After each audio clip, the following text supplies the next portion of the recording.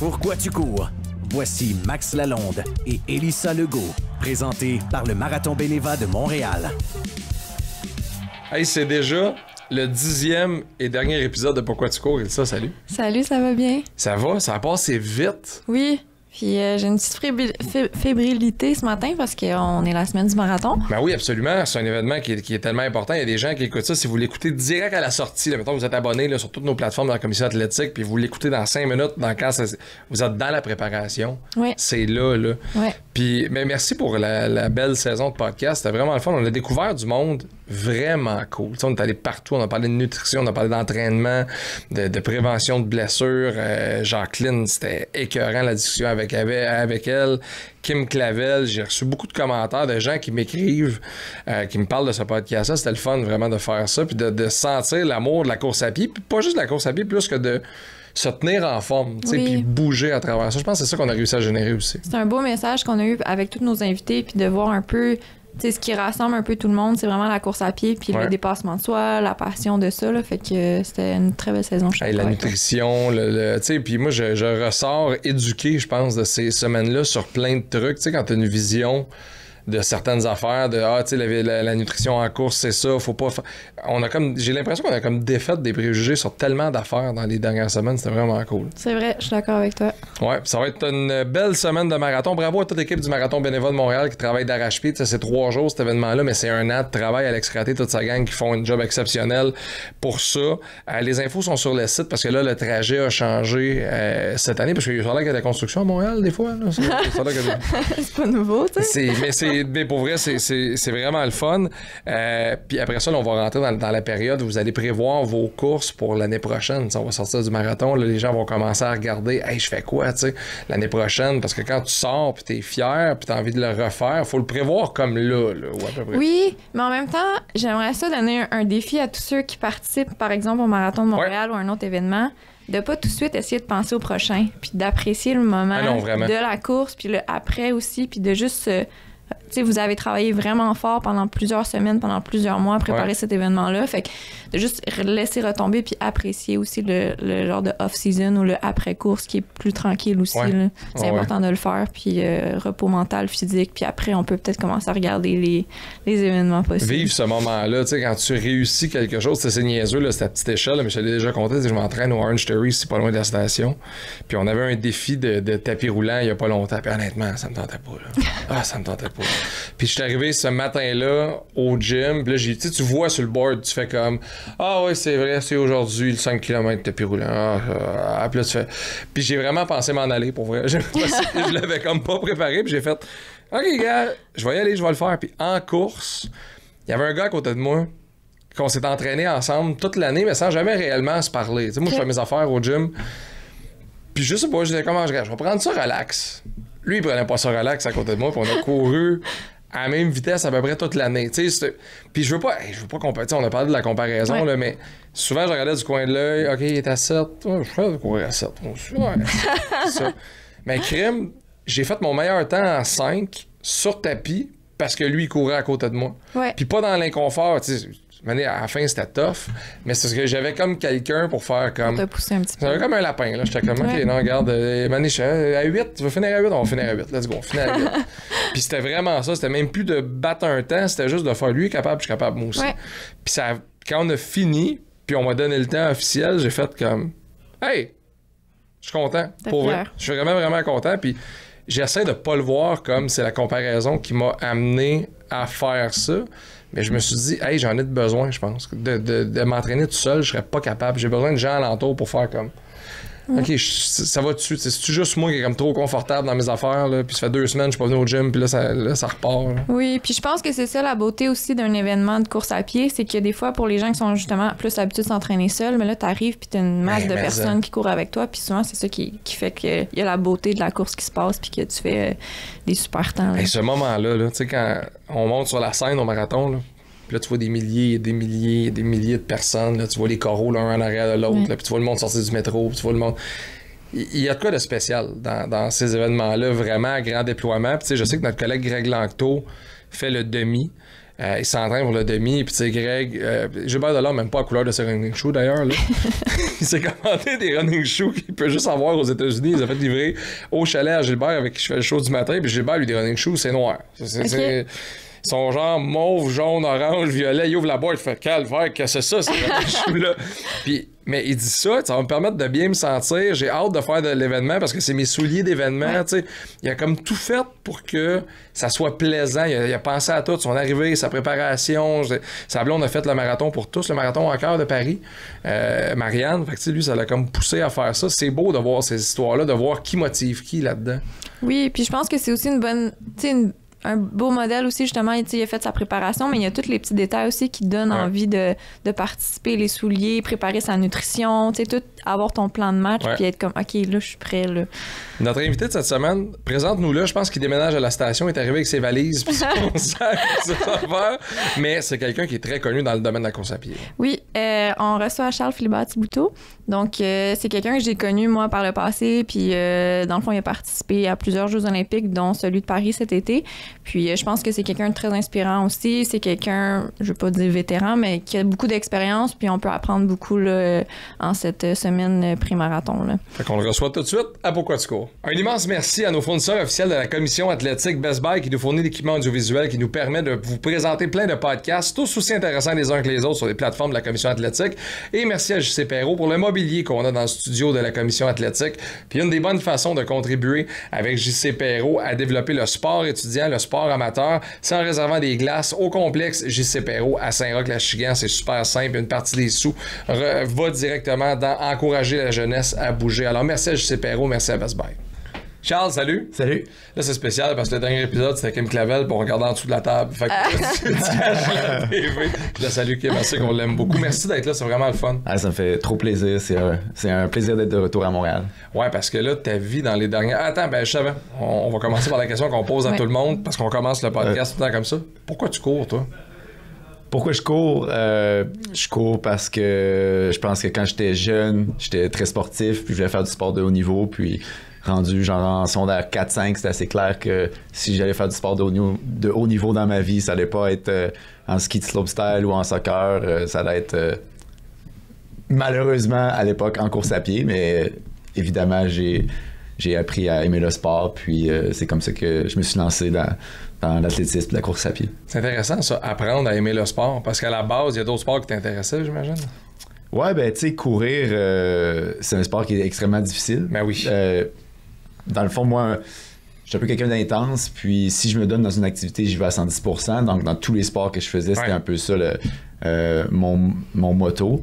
Mais en course à pied, se donner à 110%, ça veut dire toujours être en état de fatigue extrême ou pousser ses limites à chaque fois que je faisais un entraînement. Puis c'est sûr que c'est moins le fun, objectivement, que de courir après un ballon ou faire du ski alpin et des choses comme ça. Ouais. Donc, c'est pour ça qu'au début, je me suis un peu lancé dans le sport de reculons, mais tu sais, il n'y a rien comme gagner des courses pour se motiver. Puis, non, c'est sûr. à m'amener dans mon parcours, quand j'étais au secondaire, je suis mis à gagner des courses au niveau régional, provincial. Puis là, comme soudainement, c'était comme, peut-être ça serait le fun de continuer. Là.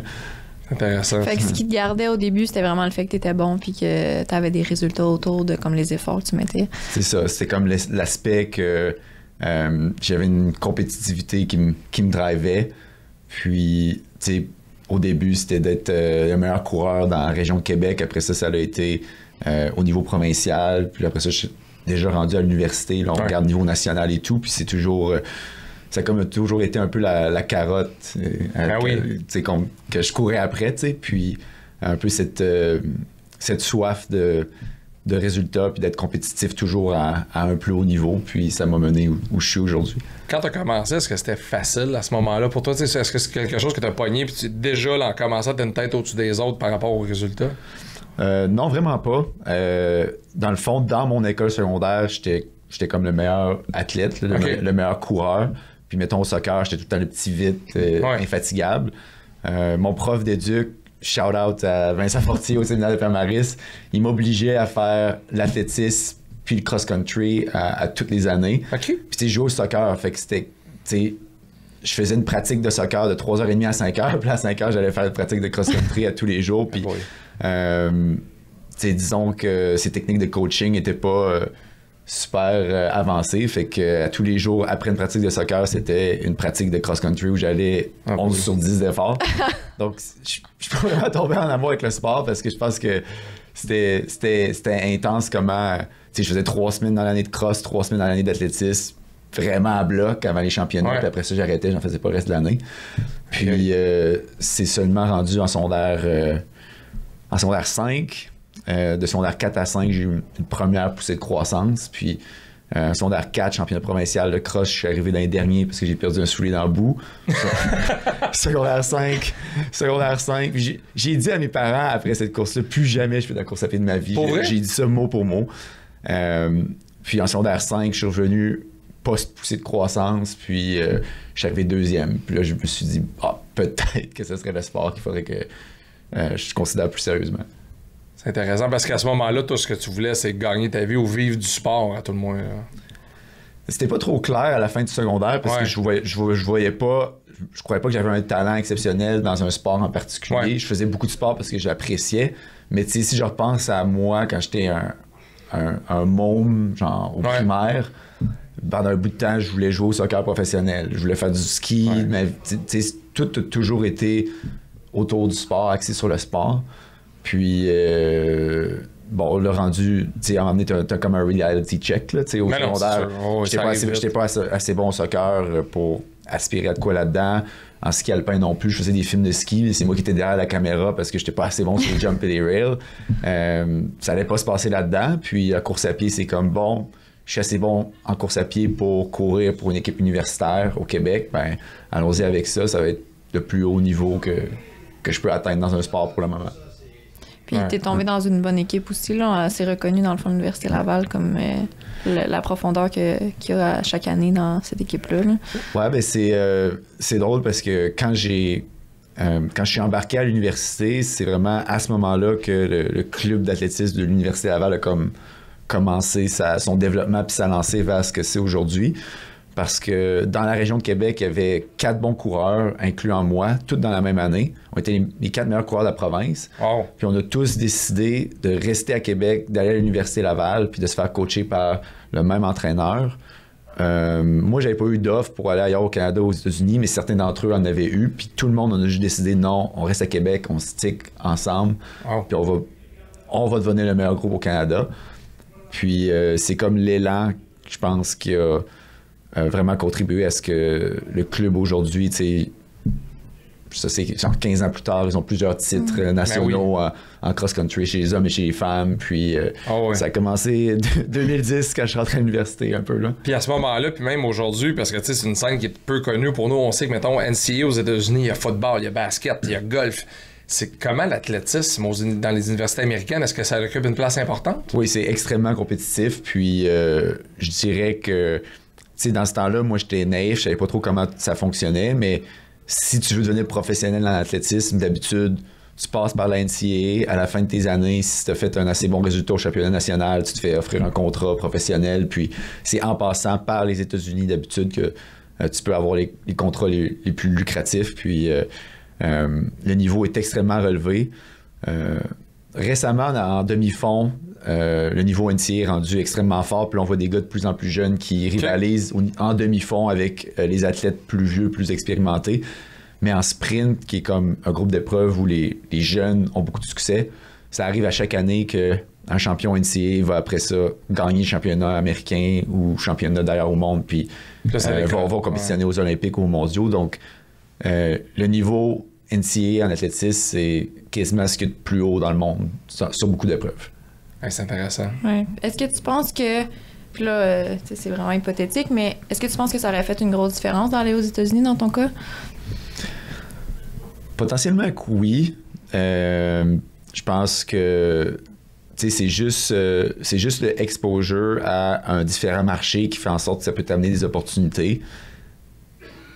En ma dernière année universitaire, je faisais des temps au 1500 qui auraient été top 5 NCAA, facilement top 5 NCAA à l'époque. Puis ça aurait pu m'amener un contrat potentiellement qui aurait été 2 à 3 fois plus élevé que ce que j'ai fait dans les dernières années.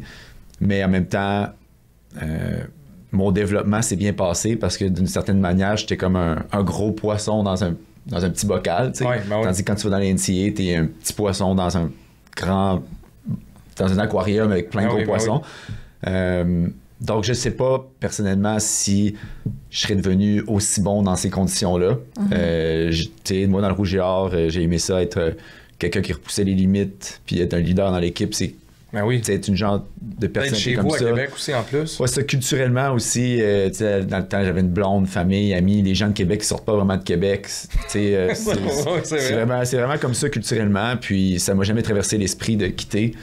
Donc, je pense qu'en bout de ligne, les résultats que j'ai eus, dans le fond, le cheminement que j'ai eu dans le Rouge et Or contribue à tous les résultats que j'ai eus dans une certaine manière. Puis, même si les opportunités auraient pu être différentes si j'étais allé dans la NCAA, je suis pas prêt à parier que ça aurait été tant mieux que ça. C'est dur à dire. On est vraiment dans les on saura jamais, non. Puis tes premiers contacts avec les équipes nationales, c'est arrivé à quel âge à peu près?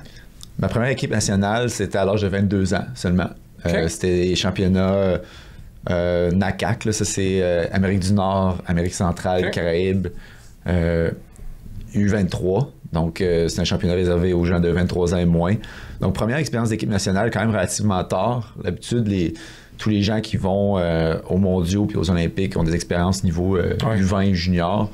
Mais moi, je me suis plus développé sur le tard. Puis, tu sais, là, j'ai 33 ans. Puis, au Jeux de Paris, on était 2 à l'âge de 33 ans. Après ça, il y avait peut-être un autre athlète dans la trentaine. Puis, sur les autres 45, tout le monde est dans la vingtaine. Donc, je suis un peu un late bloomer dans le sport. Puis, pour aller dans NCAA, il faut déjà que high school, à l'âge de 16-17 ans, tu sois une star. Tandis que moi, à 16-17 ans, j'allais au Mont-Saint-Anne, puis je filmais des films de ski, là, puis c'était pas mon milieu, l'athlétisme, t'sais. Assurément. Puis tu sais, ce qui est intéressant, c'est que quand on suit le cheminement des athlètes qui passent à travers les équipes nationales, moi, j'aime tout le temps leur demander à quel point ça a impacté ton parcours, tu sais, que là, tu passes de... T'es à l'université au Québec ou à l'école au Québec, puis là, tu rencontres des meilleurs au Canada. Là, tu grandis les frontières, là, tu rencontres du monde de partout. Qu'est-ce que ça a changé dans ta vie, dans ton cheminement? Moi, j'ai trouvé ça vraiment motivant tout au long de mon cheminement. Puis peut-être la question pourquoi je cours, moi, c'est un peu pour ça que je cours. Là. Mais de toujours repousser mes limites, puis d'être... À un certain moment, j'étais comme, OK, là, je suis meilleur au Québec. Ce que je fais, il n'y a pas personne d'autre au Québec qui fait ça. Là, c'est comme, OK, on va aller se battre contre... le reste des coureurs au Canada. Puis ça a toujours été une espèce d'évolution comme ça. Essayer d'être le meilleur au Canada, essayer d'être le meilleur en Amérique du Nord contre les Européens. Puis après ça, éventuellement, tu arrives au niveau plus mondial sur le circuit professionnel, aux mondiaux puis aux Olympiques. Puis ça, pour moi, personnellement, ça a été une très, très grande source de motivation. Puis il y a toujours un peu un moment où il faut que tu te pinces. Puis c'est comme, OK, là, pas tant de monde qui sont capables de faire ça, puisque t'es tellement dans ta zone, puis focus sur ce que tu fais, puis emmener ces genres... moi, je me rappelle, après avoir fait le record du Québec au 1500, la première année que je l'ai faite, c'était en 2015. Il y a eu un moment où je me suis dit, à chaque fois que je mets le pied sur une piste à l'entraînement, ce que je fais, il n'y a aucun Québécois qui a fait quelque chose de ce niveau-là, tu sais, puis ça, c'est quelque chose qui m'a vraiment, vraiment motivé à travers les années. Qui te sera jamais enlevé, en plus, parce que c'est un palmarès qui est exceptionnel. Revenons à la question des valises. C'est quoi ta vie, là, présentement? C'est parce que là, ça a l'air de quoi, ton quotidien? Ça fait 2-3 ans que je vis un peu dans mes valises, très franchement. La raison pourquoi je cours encore à un si vieil âge, je le mets en guillemets. Oui, un vieux de 33 ans. C'est ça. Ça peut être triste de se considérer vieux puis à l'aube de la retraite à 33 ans, mais ça, c'est un autre sujet complètement. Mais je dois passer beaucoup de temps à Vancouver pour travailler avec une physiothérapeute, puis on fait beaucoup de travail en biomécanique, puis elle me garde en santé. Okay. J'ai vraiment eu une passe tough avec des blessures, là, coup sur coup entre 2017 puis 2020. Puis tu sais, je pouvais pas faire plus que 3 mois d'entraînement sans enchaîner une genre de blessure qui me mettait sur le divan pendant des semaines ou des mois. J'ai vraiment un bon momentum depuis 2021. Puis une des raisons, c'est que je passe beaucoup de temps à Vancouver. Mais tu sais, je fais aussi des camps d'entraînement aux États-Unis. Je fais aussi des camps de compétition. Donc, je peux aller en Europe, rester en Europe 1 mois pour faire des compétitions un peu partout. Puis l'automne, c'est comme le temps où je peux respirer un peu par le nez. Puis je reviens à Québec voir ma famille et mes amis. Donc, dans les 2 dernières années, j'ai été vraiment plus que 5 ou 6 semaines à un endroit fixe. Wow. Puis là, cet automne, je suis comme, finalement, je vais me poser à Québec au moins jusqu'à début décembre. J'en ai comme besoin, là, post-olympique, il faut que je relaxe. Mais la première chose que j'ai faite en revenant à Québec il y a 2 semaines, c'est de me booker un voyage pour Paris. Pour débuter mes vacances. Aller manger au Ashton. Pour débuter mes vacances de off-season. Donc, je chiale de mon propre sort, mais en même temps, je me l'inflige à moi-même. Là, je repars encore sur la route la semaine prochaine, pas pour la course, mais pour des vacances. Parce que ton métier t'a amené à voir le monde au grand complet. Ça, c'est un des grands avantages. Là. Oui, tu sais, puis je pense que très souvent, surtout quand tu es plus jeune, tu prends pour acquis que tu vas toujours voyager pour des compétitions, pour des camps d'entraînement. Puis là, dans les 2 dernières années, j'ai comme pris conscience que de voyager comme ça, c'est vraiment pas donné à tout le monde. Puis là, maintenant, quand je vais dans des destinations, j'essaie vraiment d'en profiter plus, tu sais. Puis non, franchement, la liste de destinations que j'ai faites depuis le début de ma carrière, c'est fou, là, tu sais, tu comptes le nombre de pays pour la fin? Je l'ai pas compté. Il me manque... je peux encore aller genre en Australie, dans ce coin-là, mais tu sais, j'étais en Asie, j'ai fait quelques pays en Afrique, beaucoup de pays en Europe. Tu sais, j'étais allé à des places, j'étais allé à Ostrava, en République tchèque, genre 4 fois. Tu sais, des fois, il y a des endroits comme ça qui sont vraiment random, ils ont juste des grosses courses à chaque année, puis c'est comme, bon, tu retournes à Ostrava, là, genre, c'est un trou, là, dans l'Europe de l'Est, mais gars. J'ai visité Ostrava 4-5 fois, tu sais, puis il y a des endroits comme ça que tu retournes. J'allais en Amérique du Sud aussi 2 fois, puis ça, c'est comme... je trouve ça le fun parce que c'est des paysans, puis on n'a pas vraiment l'occasion d'aller en Amérique du Sud, tu sais, donc, non, vraiment... j'ai fait un grand tour du monde, puis c'est toujours des belles expériences. C'est quelque chose que t'aimes ou des fois t'aimerais ça un petit peu plus être à la maison, mettons? C'est des choses que j'aime, définitivement. Puis, tu sais, après les Jeux olympiques, j'ai fait demander à mon agent, mets-moi dans le plus de courses possible en Europe. Je vais comme faire un tour d'Europe après les Jeux, puis je vais revenir au Québec au mois de septembre. Puis finalement, ça a comme un peu... ça m'est comme un peu explosé au visage parce qu'après les Jeux, je suis tombé malade, j'ai eu un peu un down, puis là, je voyageais de pays en pays, puis genre, je tripais vraiment à voir des nouvelles places, mais j'avais des courses à travers, puis les courses, ça allait comme pas, tu sais, j'ai de la misère à l'entraînement parce que j'étais malade, puis tout, mais, tu sais, pour moi, débarquer dans une nouvelle ville, puis voir l'histoire, puis, tu sais, voir comment les gens, la culture sont différents, dépendant de dans quelle région du monde t'es, je trouve que c'est quelque chose de super enrichissant, puis je mets beaucoup de valeur là-dessus. On va revenir au Jeu de Paris tantôt, puis là j'ai plein de questions. T'as parlé de ton agent, non, mais c'est parce que c'est un mode de vie qui est vraiment complètement différent de ce qu'on connaît, mettons, du sport professionnel. Tu sais, mettons, du sport d'équipe, ton équipe joue à Boston, tu pars à Boston avec ton équipe, c'est dans le calendrier. Toi, est-ce que là, aujourd'hui, où t'en es, là, tu parles à ton agent, il bâtit ta saison, vous bâtissez ça ensemble, tu choisis où tu cours, tu choisis ta saison, dans le fond. Ben, en fond, tu choisis un peu, mais tu ne te fais pas accepter partout. Il y a différents niveaux de compétition. Si on pense en athlétisme... Tu dois être invité aussi à côté. Il faut que tu sois invité. Le plus haut niveau de compétition, c'est les Diamond Leagues. Se faire inviter là, c'est vraiment difficile. Puis en athlétisme, tu es aussi bon que ta dernière course. Fait que si tu n'as pas couru bien récemment, ils vont pas t'inviter là. Mais si tu as un gros résultat, tu peux te faire inviter là, puis là, des invitations arrivent. Moi, j'étais un peu à un niveau... au 1500 mètres, c'est une épreuve qui a vraiment, vraiment beaucoup de profondeur. Il y en a à peu près 5 ou 6 au monde qui sont intouchables, mais après ça, les 30 suivants, on peut une bonne journée, on peut tous battre l'un et l'autre. Puis t'es dans ce paquet-là. Je suis dans ce paquet-là. Okay. Je pense que mon meilleur temps en saison cette année me met 37e au monde, mais je suis arrivé 17e au jeu. J'ai battu plein de gars au jeu qui ont couru plus vite que moi en saison. Puis c'est vraiment... à cause de cette profondeur-là, se faire inviter dans les compétitions les plus prestigieuses, c'est plus difficile. Mais il y a différents niveaux de compétition avec différents niveaux de prestige. Puis, mettons, avec mon entraîneur, mon agent, on cible celle qui fit très bien dans l'année. Puis, on essaie de se faire accepter, de recevoir une invitation. Puis là, on bâtit un peu le plan d'entraînement autour de ça. Puis dans ces événements-là, quand tu es invité, est-ce qu'on te paye pour que tu y ailles? Parce qu'il y a des gens qui écoutent ça qui font « OK, mais comment il gagne sa vie? » Le New Balance, il envoie des t-shirts, des running shoes. Mais je veux dire, à un moment donné, comment tu gagnes ta vie comme athlète aujourd'hui? Ben, il y a plusieurs sources de revenus. Ces compétitions-là, en particulier, d'habitude, ils défraient les frais de déplacement. Puis quand tu es là, ils te payent l'hôtel puis la bouffe. À mon niveau, je me fais pas payer pour aller là, mais si je cours bien, il y a de l'argent, il y a dans le ranking, c'est du premier jusqu'à genre au 8e. Mais si t'es Jacob Ingebrigtsen, qui est le champion olympique au 5000, puis que t'as déjà fait des records du monde, des trucs comme ça, chaque course de même peut te payer 50 000$ juste pour être là. Wow! Puis là, lui, en plus, c'est le meilleur, fait qu'il fait 50 000$ pour arriver là. Puis après ça, il gagne la course, fait qu'il fait un genre de 10-15 000 parce qu'il gagne la course, puis il en fait plusieurs de même dans l'été. Fait que en athlétisme, c'est un peu une courbe exponentielle, comment tu peux manger tes bas, mais du moment que ça va bien, c'est comme si toutes les opportunités de course s'additionnent puis s'empilent, puis là, tu peux te mettre à faire de l'argent. Puis souvent, les contrats, comme un contrat New Balance ou un contrat Nike, ils vont dire, si tu arrives top 3 dans une Diamond League, ben on va matcher le prix en argent que tu reçois. Fait que quelqu'un comme Jacob, il fait 50 000 pour y aller. Après ça, il fait 15 000 de la compétition pour gagner. Mais là, Nike lui donne un 15 000 parce qu'il a gagné. Puis, ça va vite. Fait que ça va vite. Il y a du monde qui vivent extrêmement bien puis qui sont millionnaires.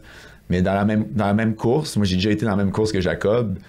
Ben, je suis pas dans cette situation financière vraiment loin de là. Moi, il faut que je fasse attention à mes finances. Puis, j'ai plusieurs sources de revenus, mais c'est rien comme une superstar comme lui. Là, contrat en commandite, puis à ce niveau-là, est-ce qu'à un moment donné, t'es commanditaire, puis là je fais un parallèle avec le golf. Il y a une golfeuse, Maud Aimée Leblanc, à un moment donné, elle est sur la LPGA, elle se fait accorder un contrat en commandite par une compagnie.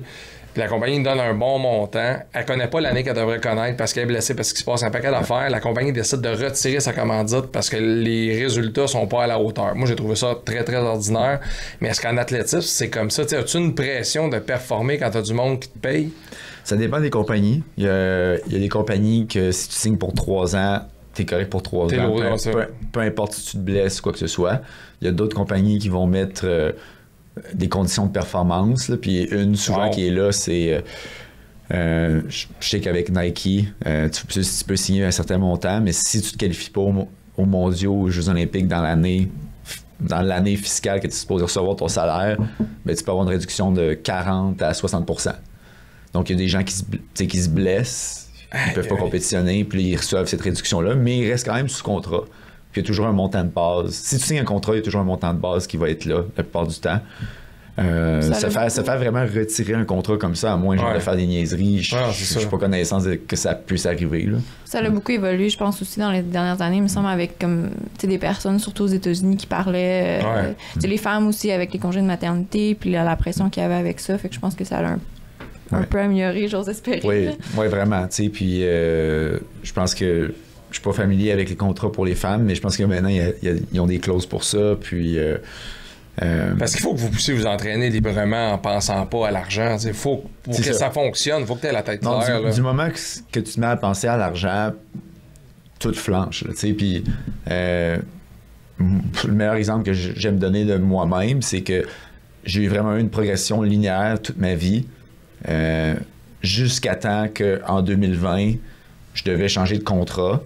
Puis en 2020, c'était comme là que pour la première fois de ma vie, au niveau tangible, quelqu'un me disait que je valais moins qu'avant parce que j'avais été beaucoup blessé dans les années précédentes.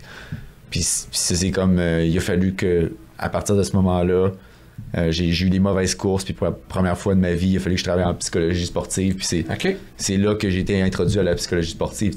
Le cerveau, c'est comme une switch. Ça marche jusqu'à temps que ça se mette à off. C'est moi, une des raisons pourquoi ça s'est mis à off dans ma carrière, c'était ça, genre, la question d'argent, puis tout ça, puis, quand t'es à l'université, tu fais juste courir pour une équipe, puis juste pour te dépasser, tu t'améliores, c'est comme magique, tu sais. Puis à un moment donné, tu lances là-dedans les finances, les invitations dans les grosses compétitions, les deadlines pour se qualifier aux mondiaux puis aux Jeux olympiques, là, soudainement, ça devient stressant. Est-ce que l'œil du public t'a déjà stressé? Non, pas particulièrement. C'est beaucoup de la pression induite envers moi-même qui me ralentit. Parce que t'es un compétiteur. C'est ça, j'ai été mon plus grand ennemi parce que je fais ce sport-là strictement pour l'aspect compétitif, puis ça m'a ralenti de me confronter moi-même, puis de devoir dealer avec le fait que des fois je me faisais pas inviter dans les courses que je voulais, ou que les contrats, c'est pas ce que je pense que je valais ou des choses comme ça.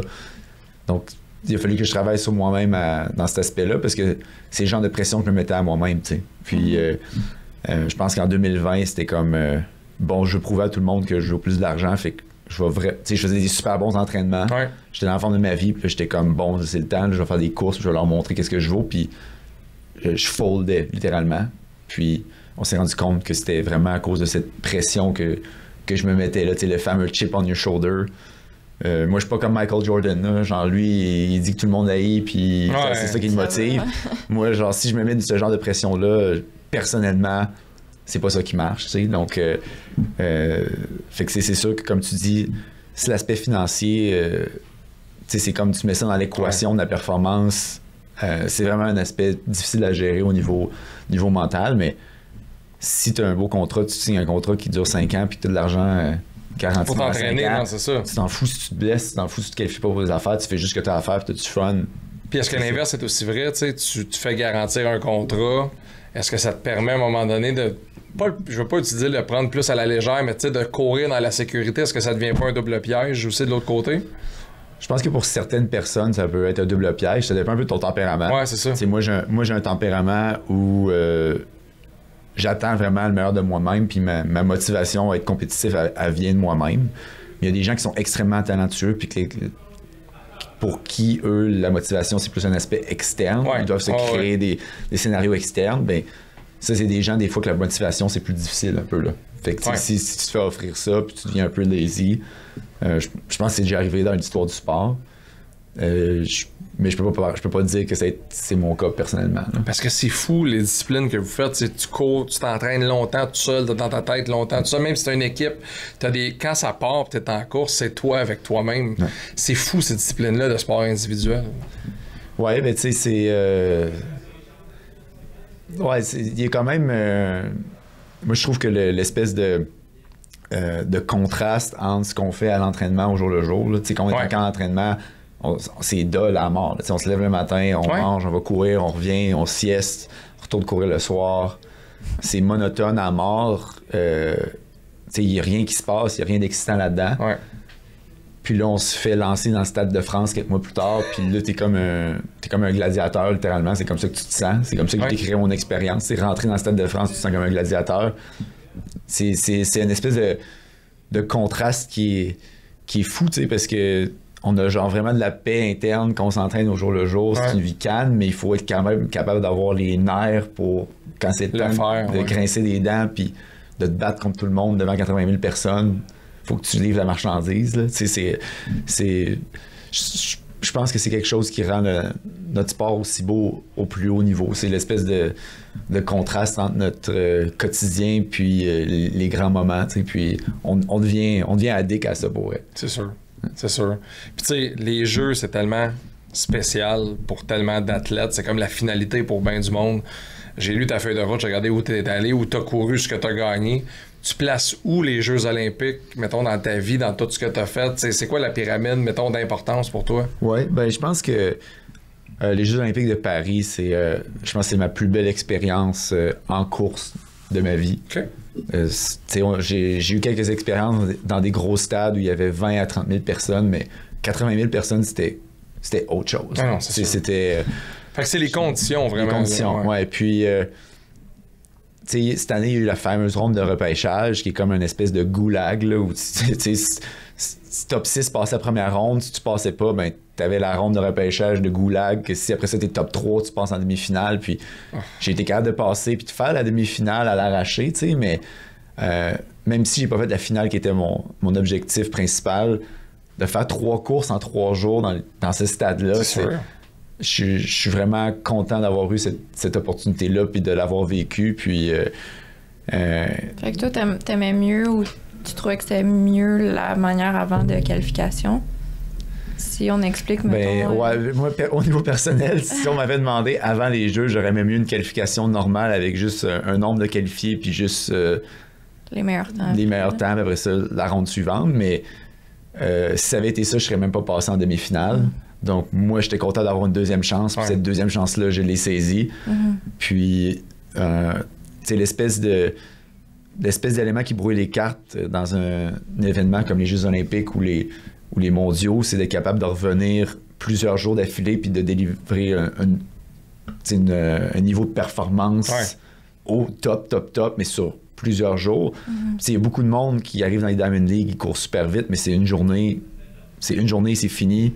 Là, aux Jeux olympiques, c'était 3 courses en 3 jours, puis juste la ronde de repêchage qui était comme le 2e jour, déjà, j'ai battu plein de gars qui ont couru objectivement mieux que moi cette année, juste parce que j'étais prêt, puis j'étais prêt à faire ça, courir plusieurs jours d'affilée, donc...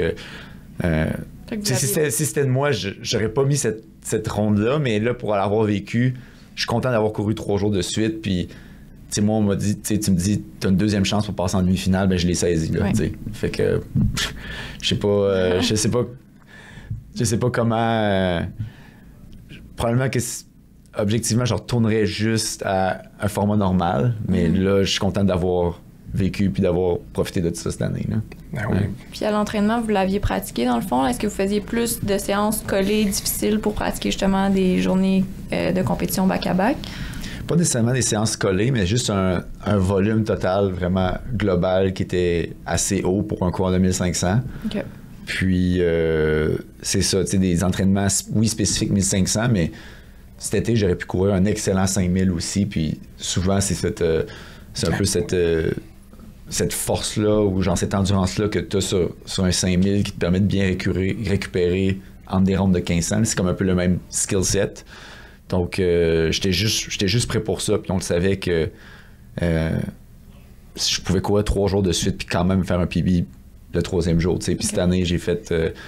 ma première ronde était une mauvaise course, mais 2e ronde, 24 heures plus tard, c'était un season best, puis 24 heures plus tard, c'était un autre season best. T'sais. Fait qu'on était prêts pour ça, puis même si je me suis pas rendu en finale, j'étais content de l'avoir exécuté pareil. Tu as parlé de préparation mentale tantôt. De plus en plus d'athlètes vont vers ça, des coachs en performance mentale, parce que les Jeux olympiques, c'est 4 ans d'entraînement pour ça dans ta période de 4 ans. Indépendamment du résultat, est-ce que tout le monde... Ou en fait, à quel point ça t'aide d'avoir, mettons, un coach avec toi en performance mentale pour te préparer à ce moment-là. Puis moi, c'est ça qui me fascine des athlètes olympiques, c'est 4 ans à fond la caisse, des fois, pour 1 minute et demie, c'est incroyable. Ouais. Ben, c'est sûr que nous, on le voit différemment. Il y a une vie pour nous entre les Jeux olympiques, mais dans l'œil public, c'est là qu'on chaîne pour de vrai. Mais tu sais, les championnats du monde qu'on a à chaque 2 ans, c'est exactement le même format que les Jeux olympiques au niveau compétition. Puis, tu sais... Je pense qu'un des aspects qu'on pratique beaucoup en préparation mentale, c'est que tu exécutes à tous les jours à l'entraînement ce que tu as à faire ou ce qui va t'amener à faire une bonne course. Puis quand tu arrives dans le stade, même s'il y a 80 000 personnes, puis même si c'est télévisé partout dans le monde, puis c'est l'événement le plus gros que le Super Bowl, plus gros que n'importe quoi tu peux t'imaginer, bien ça reste que tu es supposé exécuter exactement la même chose que tu as fait 365 jours, 2 fois par jour, dans l'année avant. Ça reste que... C'est du repeat, mec, du monde. C'est ça, tu cours un gros effort tough, mais tu l'as fait, tu as passé ta vie à le faire. T'sais. Puis la préparation mentale, à mon avis, elle sert beaucoup à ça. C'est dans des moments où il y a des éléments externes assez extrêmes de stress comme ça, ou qui peuvent induire du stress. Ben oui. C'est d'être capable de se remettre sur pied puis dire, ben là, il faut juste que j'exécute, je suis ici pour faire... Tu sais, j'ai un plan de match. D'habitude, il y a une certaine manière que j'ai approché un 1500, donc j'ai un plan de match, il faut que je fasse telle chose, rendu au 3e tour, je fais ça. Il faut que je m'assure de ne pas être dernier, tu sais, des points comme ça que tu as déjà fait dans le passé. Puis c'est juste là, ben... tu rentres dans le stade, OK, 80 000 personnes, wow, c'est beau, mais là, à un moment donné, tu te remets dans ton viseur, puis tu te dis, bon, il n'y a rien autour, puis je fais juste ce que je suis posé faire, puis j'exécute. Puis la préparation mentale est, je pense, c'est surtout à ce niveau-là qu'elle aide beaucoup. Oui, parce que c'est des conditions qui sont exceptionnelles. C'est 80 000 personnes, prends n'importe qui fait ce qu'il fait, puis tu mets devant 80 000 personnes, on dirait que tout change. Tu sais, puis ces moments-là, là, t'es capable de nous décrire, tu en as parlé un peu, là, mettre les pieds dans le Stade de France, là, les premières secondes là, que tu fais, ça se passe comment? Ça? Mais c'est que c'est juste, il y a un long build-up, puis ça prend des nerfs, là, ça prend des nerfs d'acier, là, pour de vrai, là, genre, tu fais ton warm-up à l'extérieur du stade, puis t'entends les cris, t'entends les grondements, puis t'es comme, OK, c'est big ce qui se passe en dedans, mais tu le vois pas parce que t'es à l'extérieur dans la piste d'échauffement. Tout le monde aime ça, y aller, là. C'est fou raide, là. Ah non, c'est loud, c'est vraiment loud. Là. Puis là, on va dans la fameuse chambre d'appel. Donc, ça, c'est comme une demi-heure avant notre départ. Faut qu'on rentre dans le stade. Puis là, mettons, moi, j'étais vague 2 de demi-finale. Ben, avec les autres gars dans la vague 2, on a toutes 3 minutes pour arriver dans ce qu'ils appelle la chambre d'appel. Tu montres que tu as ton bib, tu montres que tu as tes souliers de compétition. Puis là, ils t'amènent dans des genres de corridors dans le fin fond du stade, puis tout est en béton. Fait que là, soudainement, là, tout devient extrêmement calme. Il n'y a plus aucun bruit. Puis là, on est dans une salle grosse comme ici, puis on est 12 gars, puis on se prépare à aller, genre, essayer de se sacrer une volée les uns les autres, un peu, là. Puis, tu sais, c'est comme un moment de silence un peu awkward. Il y a du monde qui essaie de faire des petites jokes, mais tout le monde est comme dans leur zone, puis...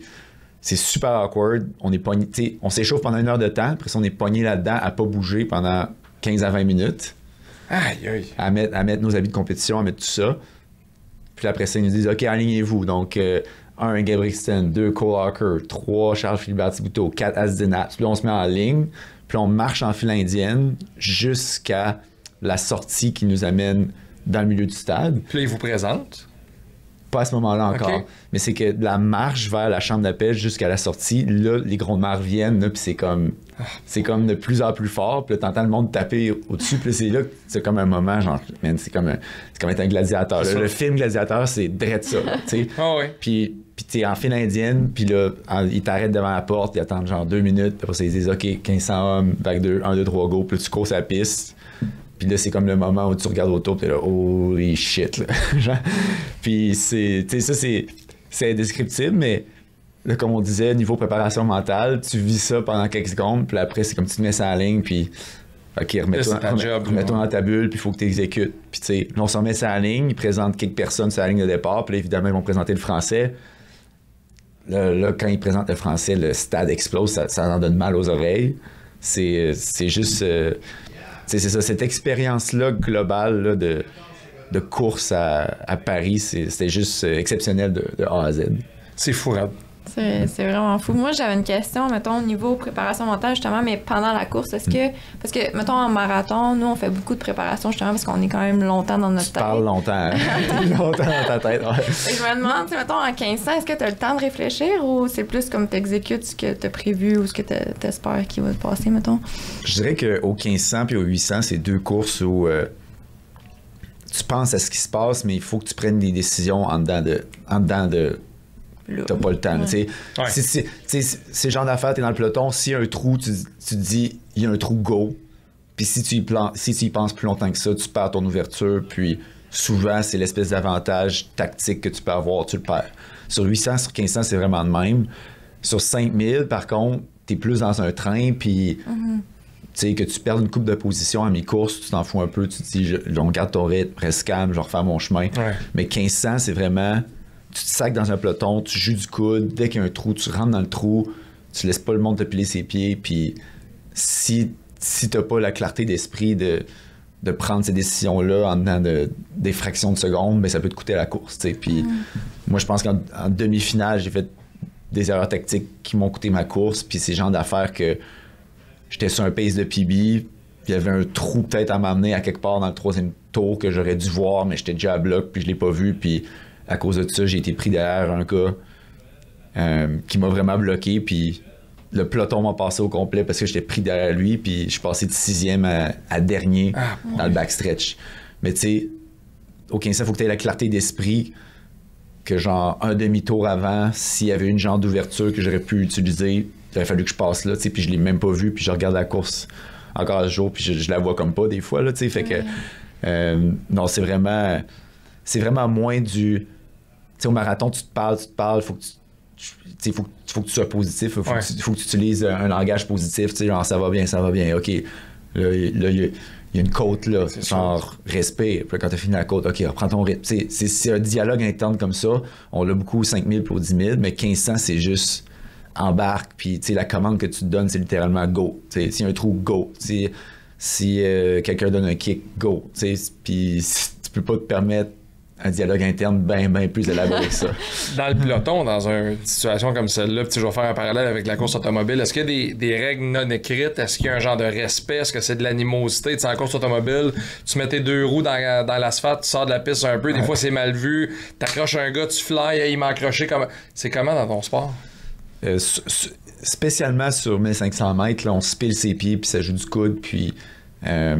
mais tout le monde comprend que ça fait un peu partie de la game. Puis quand on va dans une course sur le circuit professionnel, comme mettons en Diamond League, où il y a des lièvres qui sont payés pour faire un rythme rapide, tout le monde se met en ligne, puis go, on y va. Puis s'il y a du monde qui essaie de piler ses pieds des autres dans une course en même, c'est comme, c'est mal vu, puis c'est comme, prends ton trou, là, tout le monde veut courir vite. Mais quand tu arrives aux Olympiques, c'est des courses tactiques, pas de lièvre. Puis il y a une place qui est comme la place préférentielle dans un peloton, c'est être 2, 3, 4e, plus vers l'avant. C'est pas toi qui lead. Puis t'es en position que si tu veux changer de rythme ou faire un kick, ben t'as de l'avance sur n'importe qui est dans la deuxième partie du peloton. Ça, c'est la place parfaite, mais on est 12 gars, on veut tout être à cette place-là. Donc, tu sais, c'est malade. Fait que ça fait...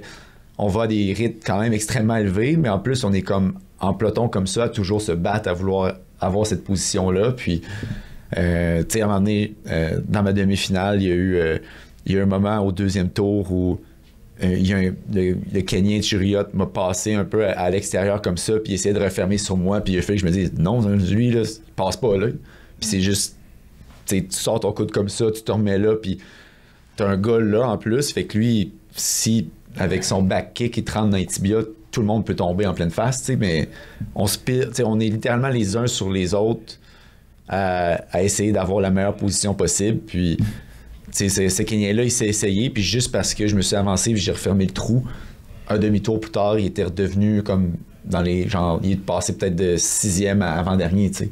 Fait que c'est le genre de dynamique qu'il y a dans un peloton, puis quand tu regardes à la télé, tu le vois pas vraiment. Il faut vivre un 1500 pour le... Tu sais, ça brasse vraiment, puis on finit la course, on a les tibias en sang parce que on se donne des coups de soulier, on a des clous dans les tibias, puis...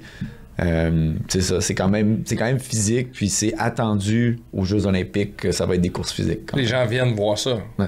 Vous avez des gladiateurs, ils veulent voir du sang. Ah, c'est ça. C'est rare qu'on s'en sort pas un peu ensanglanté dans des courses style tactique comme ça. Mais le 1500 a l'air une des courses les plus chaotiques, honnêtement. Là. Oui.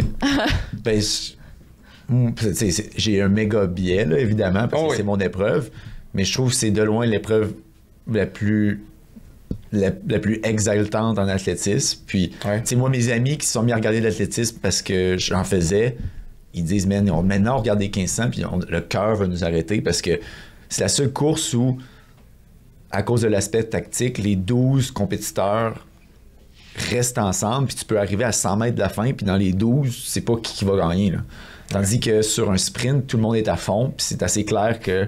il n'y a pas de tactique, là. Tu te vas à fond, puis d'habitude, quand tu as un athlète qui est favori, ben on le sait qu'il va être à l'avant à un certain point dans la course.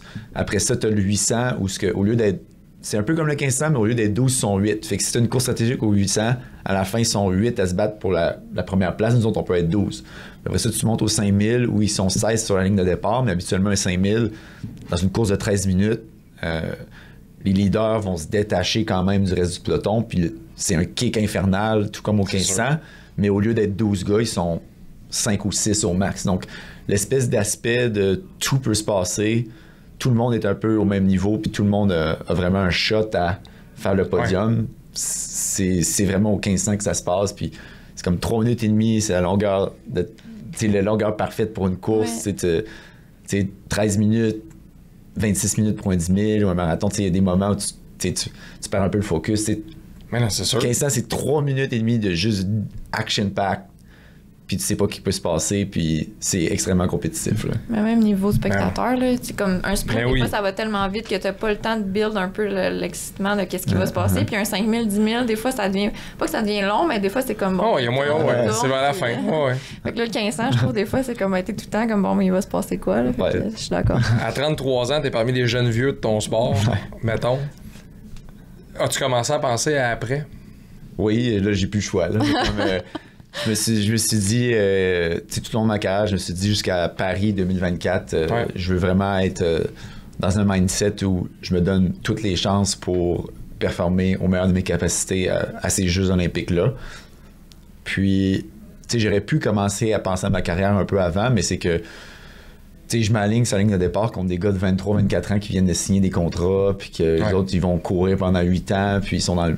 Tu sais, eux autres, ils ont la hargne, ils ont la faim, puis moi, je voulais pas à cause de mes ambitions au niveau carrière, me sortir un peu de ce mindset-là, sachant que je voulais me combattre contre eux. Donc, tout frais, là, oui. C'est comme là, Paris 2024, c'est terminé. Donc là, je vais commencer à regarder pour qu'est-ce qui s'en vient pour moi dans la vie après. Puis c'est sûr que je veux rester dans le domaine du sport.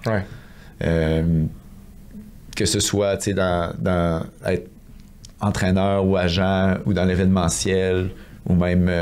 Ça serait capable d'un travail que tu fais que tu voyages pas, que tu es 365 jours par année à Québec, chez vous, puis tu as une adresse pour recevoir ton courrier?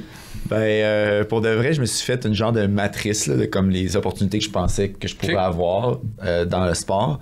Puis il y en a des plutôt intéressantes où ça serait plus des jobs au niveau de la manufacturier, développement de produits, que tu restes dans une ville, puis tu restes attaché à quelque part. Puis on dirait que les opportunités où tu voyages plus, comme genre être entraîneur ou être agent, ça m'attire comme un peu plus, on dirait. Là, oui, c'est que, je suis juste une victime de mes propres niaiseries. Je chiale que j'ai pas de maison, que je suis jamais à la maison, mais en même temps, ce qui m'attire profondément, c'est ces opportunités-là de pouvoir voyager. Donc, on va voir où ça m'amène, mais je veux définitivement rester dans le sport. Puis entraîneur, est-ce que tu te verrais quelque part comme plus de haut niveau ou tu prendrais des plus jeunes, développement, tu verrais ça comment?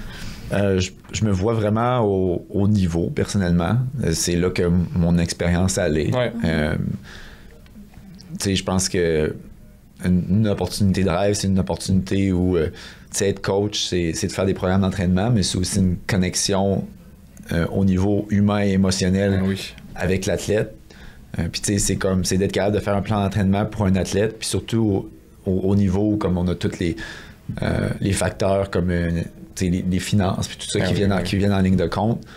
Être capable de voir puis de sentir c'est quoi l'état d'esprit d'un athlète. Est-ce que cet athlète-là est disposé à faire une grosse séance, à enchaîner les grosses semaines d'entraînement, jusqu'à quel point tu peux pousser le corps, puis tout ça. C'est comme un peu du senti que je pense que personnellement j'aurais bien parce que je l'ai vécu moi-même. Donc c'est un peu l'aspect de connexion en dehors de juste faire un plan d'entraînement puis l'exécution. Puis à haut niveau, c'est des détails aussi. Là. On est vraiment dans le détail. Moi, je suis quelque chose que j'aime, qui me décrit bien. Je trouve que dans la vie, les meilleures choses, toutes les choses qui sont les best, les meilleures, se distinguent à cause des détails. C'est comme, c'est comme ça un peu qui me drive. C'est la manière dont je vis ma vie. Puis, tu sais, être entraîneur au niveau, ça prend une certaine créativité, mais aussi cette attention aux détails-là. Puis c'est vraiment un aspect que je pense qui me définit, puis je trouverais que ça rendrait cet aspect de carrière-là assez intéressant. OK. Pour les gens qui nous écoutent, le marathon, c'est dans les prochains jours. Si vous l'écoutez à la sortie, te rappelles-tu de ces épreuves? Là, il y a des gens qui écoutent ça, ils font « My God! Attends un peu, là, je t'inscris au 5. » As-tu un conseil pour ces gens-là qui courent pour le fun en vue des courses qu'ils ont prévues dans leur calendrier? Oui. Ben là, on est jeudi, ça veut dire que vous courez dimanche. Là, le travail est fait. Là. Allez pas essayer de sneaker un gros entraînement ou une grosse sortie à 2-3 jours de votre demi ou votre marathon. Il est trop tard. Ouais. Là, ce que vous pouvez mieux faire, c'est boire de l'eau, bien vous alimenter, vous préparer, c'est ça, manger des carbs, vous présenter reposé dimanche matin. Ça, je pense qu'à 3 jours de la course, c'est le meilleur conseil que j'ai à donner. Puis, comme Elissa disait plus tôt, c'est ça, c'est de profiter du moment. Je pense que moi, Montréal, c'est une ville que j'adore. C'est une ville chaotique. Il y a toujours de quoi qui se passe, il y a du bruit, il y a une belle énergie. Il y a du monde, c'est multiculturel. Exact. Puis, tu sais, je pense que le parcours du demi puis du marathon, on a vraiment un bel aperçu de ça, tu sais, en partant de l'île, c'est l'île Sainte-Hélène. C'est où le départ? Parkman. Parc Jean-Drapeau, excusez. Départ du Parc Jean-Drapeau, mais tu sais qu'on passe à travers le port, après ça, Vieux-Montréal, puis on monte Sainte-Catherine, puis... Tu vois la ville. Tu vois la ville, puis tu vois un peu cette énergie. Tu vis cette énergie chaotique-là de la ville à travers le parcours, puis je pense que les gens devraient juste en profiter au max, puis pas trop penser à la prochaine course. On va avoir une super belle fin de semaine, la météo va être parfaite. Vivre cette journée-là, puis peu importe les objectifs que vous avez, allez-y à fond la caisse, heads down, puis genre dépassez-vous. Je pense que pour des gens qui courent pour le fun, il n'y a pas souvent des occasions comme ça de vraiment se tester. Profitez-en pour vous tester puis vous dépasser. Puis après la course, on va être au Parc Maisonneuve, c'est un super bel endroit. Puis allez profiter de la ville, allez prendre un apéro à quelque part, allez prendre une bière, puis après ça, dans quelques jours, repenser à vos objectifs et peut-être pour le prochain. Mais vraiment d'être dans le moment puis de profiter de cette énergie chaotique que Montréal offre, moi, qui m'attire beaucoup dans la ville. Charles, merci beaucoup d'être passé. Ça a passé comme 10 minutes, c'était super intéressant. Ça fait plaisir. Bonne chance pour la suite. Est-ce qu'on va te voir à Los Angeles? Peut-être sous un autre rôle, mais c'est certain que j'aimerais être dans le coin là, pour les Jeux. Merci. C'est la fin de la saison déjà de Pourquoi tu cours, le marathon officiel du Marathon Bénévole. Ilsa, merci beaucoup pour ces 10 épisodes-là. C'était vraiment le fun. Oui. Merci à toute la gang du Marathon Bénévole de Montréal aussi. On a eu un grand plaisir. Merci à tous ceux qui l'ont écouté. Merci à tous ceux qui se sont impliqués là-dedans. Puis à tous ceux qui courent, amusez-vous. Bonne chance. Profitez-en. Salut tout le monde.